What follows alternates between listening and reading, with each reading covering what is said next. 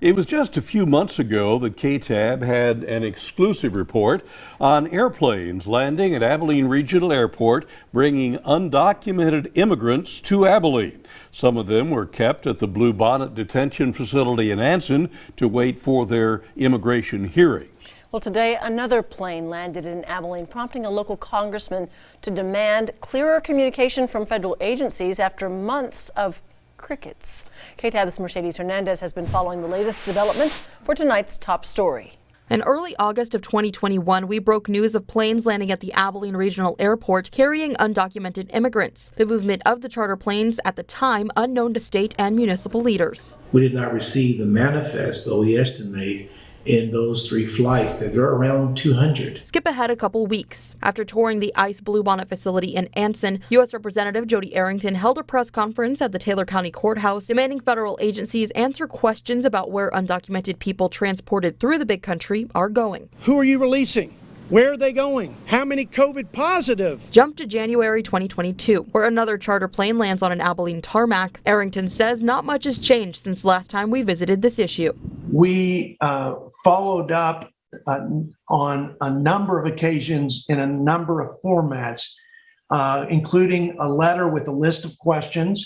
We've had meetings with those same questions, and we've gotten nothing but crickets. There's been no substantive response to those questions. And again, it just leads me to believe that they are fully committed to their current policies. Abilene Transportation Director Don Green says the airport was made aware of the impending arrival of the plane last week. Abilene Aero, which is the fixed base operation on the airport, they're the company that does aircraft fueling, and they also handle charters like this. They informed us when they found out about it Friday. Green says moving undocumented individuals from the plane to ICE buses went smoothly. We followed them to the Blue Bonnet facility in Anson, where they were also walked in without incident. He says undocumented immigrants are likely to come through the terminal in a few weeks, likely headed to join their U.S. sponsors as they wait for their own immigration hearings. It's become more routine for us now since the summer. It's a reminder to us that to be looking for that in about 3 weeks or so. In Abilene, with coverage you can count on, Mercedes Hernandez, KTAB News. Thank you, Mercedes. KTAB confirmed last summer that migrants were being tested for COVID before transport, but it's not certain if they are still being tested now.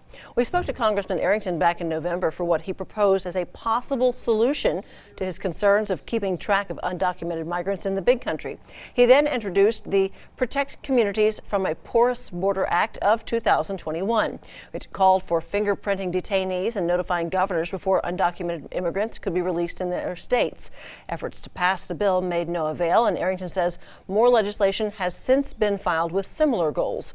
One of the top, giving cities and local governments the power to allow or deny undocumented persons in their borders despite catch and release policies.